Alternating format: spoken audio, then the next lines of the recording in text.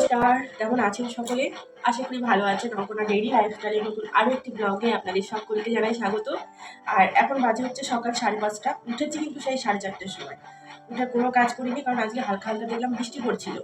তো সকালবেলা উঠে অত সকালে উঠে ভাবলাম বৃষ্টি পড়ছে, ওপরে কোনো কাজও করা যাবে না, তার থেকে বরং শুয়ে পড়ি। তো যাই হোক, আমি আবার বিছানা ধরে শুয়ে পড়েছিলাম। আজকে ব্লগটা আপনাদের সঙ্গে অনেক অনেক স্পেশাল হতে চলেছে। একটা জায়গায় যাওয়ার কথা ছিল অন্য একটা জায়গাতে, তো সবটাই আপনাদের সঙ্গে শেয়ার করবো যে কোথায় যাব কি না। আসলে এইসব জায়গায় না, ভগবান যদি না নেয় যাওয়া যায় না। তো আমি ওই মা মনসার মন্দিরে, কাকুরগাছি মা মনসার মন্দিরে বহু দিন ধরে ইচ্ছা যে যাবো, কিন্তু হলো না।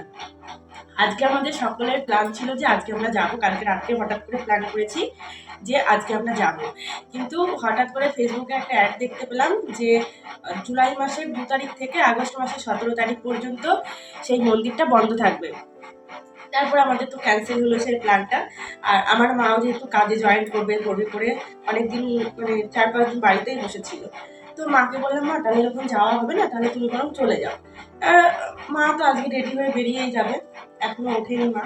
আমি একটু উঠে পড়লাম, আগে একটু টুকটাক কাজগুলো করে দেবো সেই জন্য। আর তারপরে মনে মনে সকালবেলা যখন আমি ঘুম থেকে উঠেছি, আপনারা বিশ্বাস করবেন না, ঠিক এর আগের বছরও আমি এইভাবেই বড় মায়ের মন্দিরে গেছিলাম। ভোরবেলা উঠে মনে হয়েছে যে যাবো, আর ঠিক সেইভাবেই কিন্তু চলে গেছিলাম। তো আজকেও ঠিক এরকম ভোরবেলা উঠে মনে হলো যে ঠিক আছে, মা মনসার কাছে যেতে পারলাম না তো কি হয়েছে, বড় মার কাছ থেকে একটু ঘুরেই আসি না। তো যাই হোক, আমি আমার বোন অনেকদিন ধরে এমনিতে বলছিল যে দিদি আমাকে একটু মন্দিরে নিয়ে যাবে, মা বড় মার মন্দিরে নিয়ে যাবে, তুমি তো চেনো। তো আমি বললাম ঠিক আছে, নিয়ে যাবো। তো আজকে ভাবলাম যেহেতু আমার ইচ্ছা আছে আর এখনো কোনো সমস্যা দেখা দেয়নি, একটু বড় মায়ের মন্দিরে যদি একটু ঘুরে আসি, একটু মনটাও ভালো লাগবে, সেই জন্য আজকে কিন্তু যাবো বড় মার মন্দিরে। তো যাই হোক, চলুন আজকের ব্লগটা সকলে দেখবেন, আশা করি অনেক অনেক ভালো লাগবে। কি পরিমাণে চুল উঠছে দেখুন, প্রচুর হেয়ার ফল হচ্ছে এখন। আর তো নিচে পড়েছে, ঝাড় দিয়ে সব ফেলতে হবে। আর এই ফ্যানে এত আওয়াজ হয়, যদি হাই স্পিড করে রাখি তাহলে তো কোনো কথাই শোনা যেত না। আর একটু কমিয়ে রেখেছি। আদিত্য এখনো ঘুরোচ্ছে, আদিত্য ওঠেনি। টাইট করে চুলটা না বাঁধলে হবে না, কারণ চুল প্রচুর পরিমাণে ঘুরছে। চলুন রেডি, এখন যাবো বাইরে। ঠাকুমা মনে হয় উঠে গেছে বাড়িতে, অলরেডি 5:30 যেহেতু বেজে গেছে। আগে একটু জল খাই।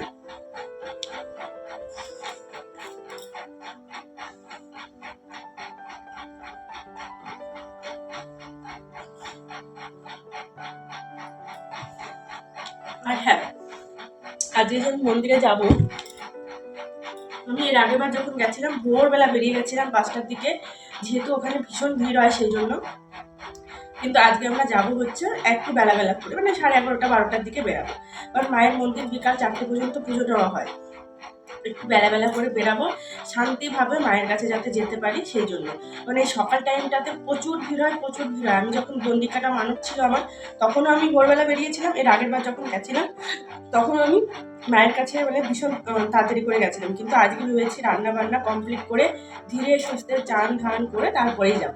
তো যাই হোক, চলুন। আমি কিন্তু নিরামিষ খেয়ে দিয়েই যাব, মা কখনো বলেনি যে আমার কাছে না খেয়ে আসো, সেজন্য খাওয়া দাওয়া করেই যাব। চলুন, বসে আর কাজ নেই, এবার টুকটুক করে সমস্ত কাজগুলোকে করি। ঝটপট করে সমস্ত কাজবাজগুলোকে রেডি করতে হবে। তো যাই হোক, হঠাৎ করে মায়ের ডাক এসেছে বলে কথা, সেখানে না গিয়ে কি আর পারা যায় বলুন তো? দীর্ঘ 1টা বছর অপেক্ষা করেছি জানেন, আমার শ্বশুরমশাইয়ের কাজ কবে উঠবে, আমি আবার কবে বড় মায়ের কাছে যাব। সত্যি কথা জানেন, আমাদের পাশের বাড়িতে একটা মেয়ে আছে, তার মুখেই শুনেছি সে অনেকবার নাকি যেতে চেয়েছে বড় মায়ের কাছে, কিন্তু সে যাবে করে আর তার যাওয়া হয় না। কিন্তু বড় মাকে আমি এত মন থেকে শ্রদ্ধা করি, এত ভালোবাসি, সেই জন্যই হয়তো বড় মা তার কাছে বারবার করে এত দূর থেকে আমাকে নিয়ে যায়। সত্যি একটা অন্যরকম আবেগপ্রবণ জায়গা জানেন। যাই হোক, চলুন ঝটপট করে ঘরটা এবার ঝাড় দিয়ে নিই। ঘরে খুব একটা যদিও বা আমাদের ধুলো হয় না, যেহেতু জানলা দরজাগুলো আমরা সবসময় বেশিরভাগ বন্ধ করে রাখি, ও হ্যাঁ, আপনাদের একটা কথা বলি। একটা কিছু কিছু মানুষের মনে কিছু কিছু প্রশ্ন থাকতে পারে যে দিদি তুমি কেন বারবার করে এই নিচের রুমটাই দেখাও, উপরে কেন রুম দেখাও না? তোমাদের ঘরে কি ভাঙাচোরা শোকেসই? অন্য কোনো জিনিসপত্র কি তোমাদের ঘরে নেই? হ্যাঁ, এই প্রশ্নটা আসতেই পারে। তবে আমি বলি, আমাদের নিচের দুটো রুম, উপরে দুটো রুম। এখন এই নিচের রুমে ছিল আগে আমার বড় শোকেস, তারপর আমার টেবিল, কম্পিউটার টেবিল, সমস্ত কিছু। কিন্তু সেইগুলো উপর নিয়ে যাওয়া হয়েছে। যখন আমাদের নিচে কাজ চলছিল তখন আমরা উপরে সেই জিনিসগুলোকে শিফট করে দিয়েছিলাম। আর এই যে ভাঙাচোরা শোকেসটা আপনারা দেখছেন, ওটাকে আমরা নিচে রেখে দিয়েছিলাম। আমার মা আমার বোন বেশিরভাগ সময়টাই ওপরেই থাকে, তো সেই জন্য ওপরটাতেই আমাদের ভালো করে গোছগাছ করে গুছিয়ে রাখা। আর নিচটাতে তেমন কেউ আমরা থাকি না। আমিও যখন আসি তখন একটু আমি নিচের রুমটাতে ঘুমোই। কী বলুন তো, নিচটাতে আমার বেশি একটু ভালো লাগে, কারণ ছোটোবেলায় যখন আমি এই বাড়িতে বিয়ের আগে ছিলাম আমি নিচেই সময়টা বেশি কাটিয়েছি, ওপরে আমি খুব একটা সময় কাটাইনি। যার জন্য আমার ওপরের রুমগুলো খুব ভালো লাগে না। যাই হোক, চলুন ঘরের ভেতরটা ভালো করে ঝাড় দিয়ে টুকুস করে এবার বাইরেটাও ঝাড় দিয়ে নিচ্ছি। আর এই মুহূর্তে জানেন, আমি আমার ঠাকুমা আমার মায়ের সঙ্গে দাঁড়িয়ে দাঁড়িয়ে কত রকম কথা বলছিলাম। ইনি হলেন আমার ঠাকুরমা। এত ঠান্ডা লেগেছে, আপনাদের সঙ্গে যে ভয়েস ওভারটা দিচ্ছি জানি না আপনাদের কান পর্যন্ত পৌঁছাবে কি না। বীভৎস ঠান্ডা লেগেছে, নাকটা পুরো বন্ধ, তার সঙ্গে কানটাও বন্ধ। আর মন মানসিকতা তো তার সাথে আছেই খারাপ। জানেন, কিছুদিন আগে আমি একটা জ্যোতিষকে হাত দেখিয়েছিলাম। এখন সেই জ্যোতিষকে একটাই প্রশ্ন জিজ্ঞাসা করলাম, আপনি আমাকে একটা কথা বলুন তো, যে আমার ডিভোর্সের কোনো যোগ আছে কি না? দেখে বললো, তুমি চাইলেও তুমি ডিভোর্স নিতে পারবে না, কারণ তোমার জীবনে ডিভোর্সের যোগই নেই। তো যাই হোক, কথাটা শুনে যতটা আনন্দ লেগেছিল, কথাটা শুনে ততটা খারাপও লেগেছিল। এখন যদি বলেন কেন, খারাপ লাগার কারণটা কি? কারণ আমি যে মানুষটার সঙ্গে সংসার করি সেই মানুষটার সঙ্গে শুধু অ্যাডজাস্টমেন্ট করেই চলতে হয়। আর অ্যাডজাস্টমেন্ট করতে করতে একদিকের থেকে যদি বারবার অ্যাডজাস্টমেন্ট করতে হয়, সেক্ষেত্রে কিন্তু আর চলাফেরা ভীষণ বড় দায় হয়ে যায়। এই জন্য চাইছিলাম যে যাতে এইবারে পুরোপুরিভাবে আমি যেন মুক্তি পেয়ে যাই, কিন্তু সেটা আর হলো কই। দেখুন, ভগবানের কি পরিহাস, এমনভাবে ঝুলিয়ে রেখেছে, না পারছি ছাড়তে, না পারছি ধরতে, কোনো কিছুই আর করার উপায় নেই। চলুন, গল্প করতে করতে উঠোনটাকেও ভালো করে আমি ঝাড় দিয়ে নিয়েছি। ও, আমি যেখানে কোয়ার্টারে থাকতাম আর কি, থাকি বলা ভুল হবে, তো থাকতাম সেই কোয়ার্টারের পাশে একটা দিদিভাই। উনি বারবার করে দেখে বলেন যে তোমাদের অনেক বড় উঠোন। না গো দিদিভাই, আমাদের বেশি বড় উঠোন না, খুবই ছোটো উঠোন। দেখলে ক্যামেরাতে হয়তো অনেকটা বড় মনে হয়। হ্যাঁ, ওখানে অবশ্যই করে দুটো রুম আর ঘর একটা হয়েই যায়, কিন্তু কি বলুন তো, আমরা যেহেতু গ্রামের মানুষ, তো আমাদের বাড়িতে একটু খোলামেলা না হলে ভালোও লাগে না। চলুন টুকুস করে এবার একটুখানি চা বানিয়ে নিই। সকালবেলা একটু চা না খেলে হয় বলুন তো? আর আপনাদেরকে তো আমি বললামই যে আমি কিন্তু খেয়ে দিয়েই পুজো দিতে যাব, না খেয়ে একদমই যাব না। মা তো আমাকে বলেনি যে আমাকে না খেয়ে উপবাস করে পুজো দিতে আসো। তো সকালবেলা বোনের জন্য, আমার জন্য আর মায়ের জন্য একটুখানি চা বসিয়েছি। অবশ্যই ঠাকুমা ঠাকুরদাদা তো আছেই, তো সকলের জন্য এখানে চা করে, চা বিস্কুট খেয়ে তবেই কিন্তু যাব মায়ের মন্দিরে। অবশ্যই নিরামিষ তো খেতেই হবে, আর এখানে যে রুটি রয়েছে রুটিটাও খেয়ে তবেই যাব। চলুন। তবে কি জানেন, যে কোনো মন্দিরে গেলে মন থেকে ডাকলে পরে মা অবশ্যই সেই ডাকে সাড়া দেয়। যদি আপনি মন থেকে না ডাকেন, না খেয়ে উপবাস করে থাকলেও কিন্তু সেই মা মনের ইচ্ছে পূরণ করে না। আমি যখন গেছিলাম, আমি একটা ছেলেকে জিজ্ঞাসা করছিলাম, আপনি কি ঠাকুর বিশ্বাস করেন না নিজের স্বার্থের জন্য এসেছেন? আমাকে একটাই প্রশ্নের উত্তর দিল, স্বার্থের জন্য আসলে পরে মা কখনো ডাকে সাড়া দেয় না। আমি শুনেই বুঝে গেলাম যে না, ইনি আধ্যাত্মিক জগতের মানুষ। এখানে এই যে মা আবার যাবে ডিউটির উদ্দেশ্যে বেরিয়ে, মাকে বললাম, মা তাহলে এক কাজ করো, আমরা বিস্কুটটা খেয়ে নিই, তুমি বরং টুক করে দুটো রুটি চা দিয়ে খেয়ে বেরিয়ে যাও।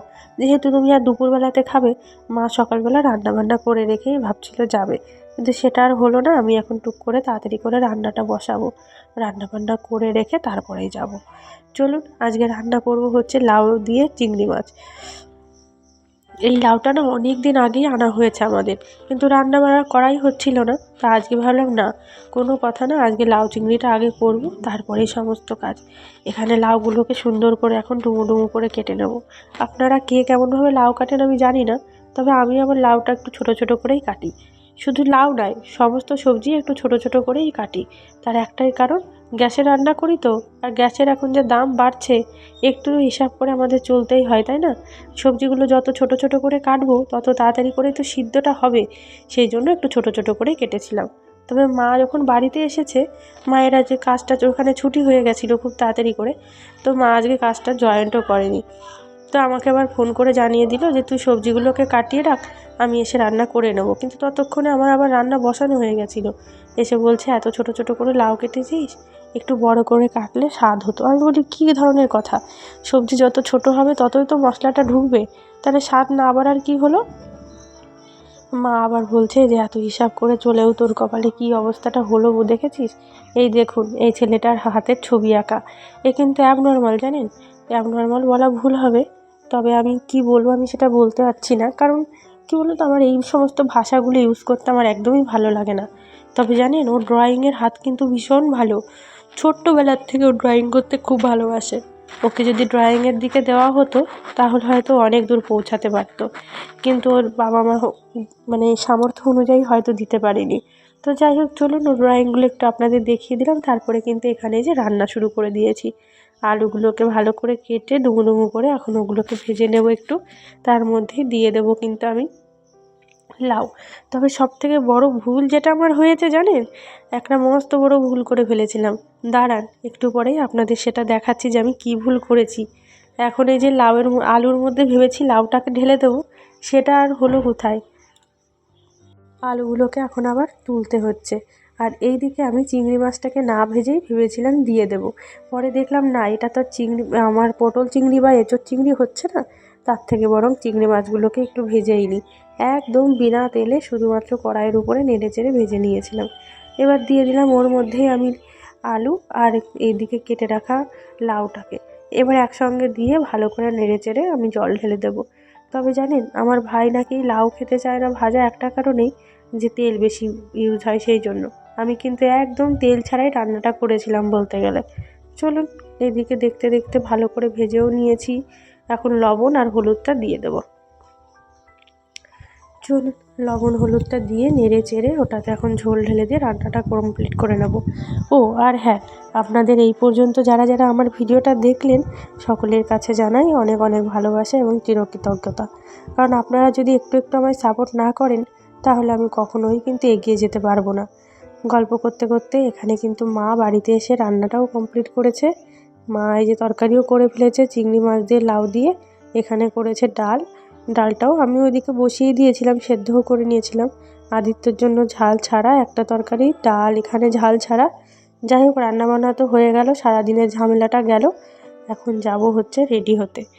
যাই হোক চান টান করেও নিয়েছি, বাড়ির পুজোটা আগে কমপ্লিট করব, তারপরে যাব বড় মায়ের মন্দিরে। এ তো আমরা জানি অনেকেই যে ঘরে যদি মন্দির থাকে আগে সেই ঘরের পুজোটা কমপ্লিট করে তবেই কিন্তু বাইরে পুজো দিতে যেতে হয়। আমাদের বাড়িতে হচ্ছে এই যে হরিচাঁদ আর শান্তিমাতা, এই হরিচাঁদ আর শান্তিমাতার পুজোই কিন্তু মতুয়া সম্প্রদায়ের মানুষরা দেন। এরা হলো কলিযুগে এসে, কলিযুগের অবতার বলতে গেলে। দেখবেন সব শেষে প্রত্যেকটা আমাদের কীর্তন হোক বা নামের শেষে কিন্তু আমরা বলি হরি বল, এই সেই হরি বল যে শব্দটা এসেছে এনাদের থেকেই কিন্তু সেই শব্দটা এসেছিল। এনার নামই হচ্ছে হরি ঠাকুর আর শান্তিমাতা। বলে না হরিচাঁদ, হরিচাঁদ আর গুরুচাঁদ, তো গুরুচাঁদ হলো এনার সন্তান ছিলেন আর শান্তিমাতা হচ্ছে ওনার স্ত্রী। তো যাই হোক আমরা এখানে নদিয়া জেলার মানুষরা বেশিরভাগ ঘরেই কিন্তু এই হরিচাঁদ আর শান্তিমাতার পুজোই কিন্তু করি। গল্প করতে করতে আমি কিন্তু এখানে ধূপ জ্বালিয়ে দিয়েছি, প্রদীপ জ্বালিয়ে দিয়েছি, প্রসাদও দিয়ে দিয়েছি, এখন একে একে ফুলগুলোও দিয়ে দেবো। পুজোর নিয়মবিধি আমি খুব একটা জানি না, আমি আমার নিয়মেই পুজো করি, আমার নিয়মেই ভগবানকে ডাকি। জানি না কোনটা ভুল হয় কোনটা ঠিক হয়, তবে যা ভক্তি শ্রদ্ধা দিয়ে ডাকলে পরে অবশ্যই মা সাড়া দেয়, ভগবান সাড়া দেয়, এইটুকু আমি জানি। ভগবান যদি কোনো দিন আমার নিজের বাড়িতে যেতে দেন, যদি আমি যেতে পারি, তবে অবশ্যই ওখানে একটা মন্দির করার আমার খুব ইচ্ছে আছে। দেখা যাক সেটা কবে হয় কি না হয়, ভগবানের ইচ্ছের উপরেই সব নির্ভর করে। এখানে পুজো করা হয়ে গেছে, ঘরেও চলে এসেছি রেডি হওয়ার জন্য। মা ওখানে বসে বসে অনেক রকম চিন্তাভাবনা পরিকল্পনা করছিল, তো ওনাকে সেটাই আমি বোঝাচ্ছিলাম যে এত চিন্তা করার কোনো দরকার নেই, যা হবে ভালোই হবে, আগে বেরিয়ে তো যাই। মায়ের উপরে আমরা এত রাগ করি, এত ঝগড়া করি, আবার সেই মানুষটাকে ছাড়াই কিন্তু আমরা অচল। তো এখানে রেডি হয়ে গেছি, এই যে বোনও রেডি হয়ে গেছে, একদম সিম্পল সেজেছি, একটু হালকা করে চোখে কাজল পরেছি, ঠোঁটে একটু লিপস্টিক পরেছি, মুখে জাস্ট আমি একটুখানি সিসি ক্রিম নিয়েছি, আদার্স কিচ্ছু না। তো যাই হোক চলুন এখন টুকুস করে একটুখানি বড় মায়ের দর্শন করে আসি আমরা। আর অবশ্যই ভিডিওটা যদি আপনাদের একটুও ভালো লেগে থাকে একটা লাইক করতে কিন্তু কেউ ভুলবেন না। চ্যানেলটিকে সাবস্ক্রাইব করে অবশ্যই আমার পাশে থাকবেন। সকলে ভালো থাকবেন।